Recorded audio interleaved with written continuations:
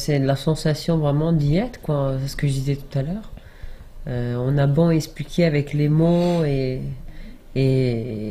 ce qu'on voit, ou avec les photos, en prenant des photos et tout ça, mais la sensation qu'on a en étant au milieu de toute cette merveille, on peut pas, je crois qu'on pourra jamais la transmettre en fait, et c'est justement en la vivant qu'on peut comprendre ce que ça veut dire, parce que c'est énorme, énorme.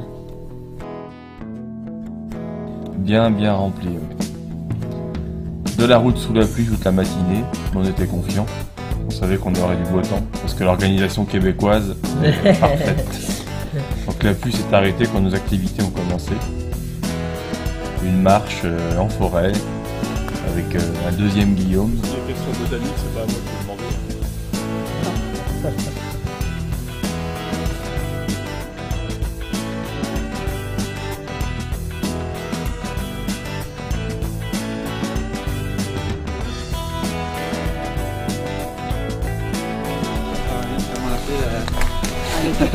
Pour rien. Fait que je sais pas si on vous a expliqué un peu comment On a lu en fait dans Non, le guide, justement, ouais, ouais, non, ouais, mais moi mais ça suinte quand même, hein. Ça sort tout seul sans qu'on l'entaille, je crois, hein, sur les plus gros arbres. on l'entaille, ouais. Faut quand même entailler. Ouais, on y met un petit chalumeau qu'on appelle, là, un petit bec verseur. Ouais. On accroche la chaudière dessus. Ouais. Puis là, ça tombe goutte à goutte. Il y a des journées qui c'est de la mieux que résine, d'autres. c'est ça, l'origine, c'est comme une C'est une sèche. C'est de l'eau, c'est comme de l'eau. C'est assez liquide en fait. D'accord. Puis cette eau-là, on va l'amener à ébullition, là, très fort. Pour enlever l'eau et garder le sucre, c'est ça? Condenser le plus possible. Ça prend une quarantaine de litres pour en faire un seul.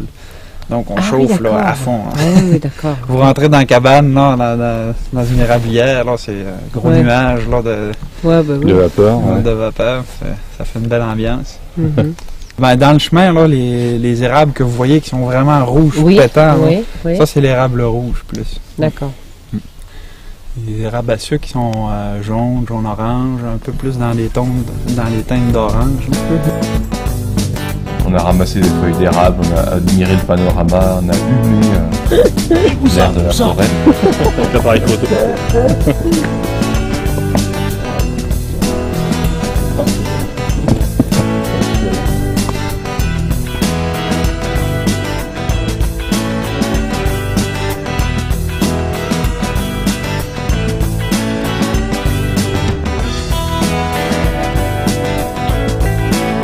Ensuite, on est descendu en bordure de lac et là, on a fait une balade en canot.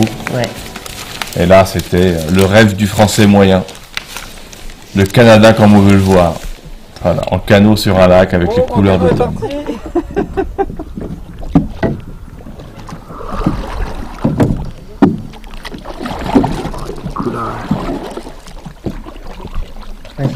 Ce qui est vraiment nouveau, c'est le côté liberté en fait. On arrive, on s'installe dans des canots, on traverse. En France, il aurait fallu demander des autorisations, avoir un ticket, attendre son tour. Oui, c'est vrai. Je pense. Enfin, franchement, là, tout se fait naturellement. En fait, en France, on est dépaysés, mais pas tant que ça, je trouve. Hein, il y a toujours un truc qui nous ramène un petit peu au quotidien. Alors que là, bon, c'est peut-être parce que c'est pas notre quotidien, mais tout ce qui nous entoure. Mais je trouve que ici, il y a vraiment le dépaysement complet. Alors qu'en France, il y a toujours un truc qui nous ramène, voilà, bonjour, on est en France, style les petits Français qui râlent derrière parce que c'est leur tour, je sais pas. Donc ici, alors ça, c'est même pas la peine. Il y a le côté nord-américain, quoi. Voilà, tout est cool. Le côté des espaces et de l'accessibilité à la nature.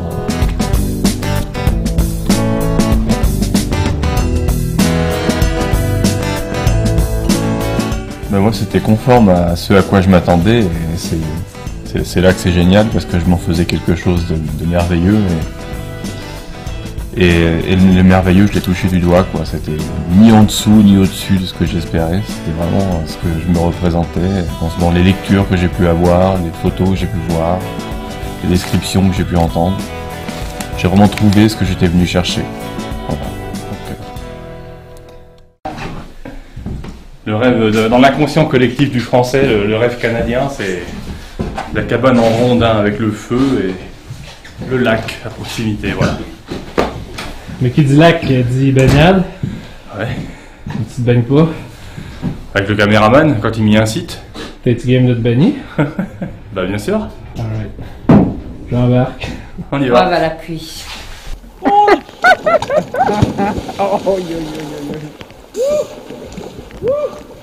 Elle est bonne. Elle était pas frileux mon gars.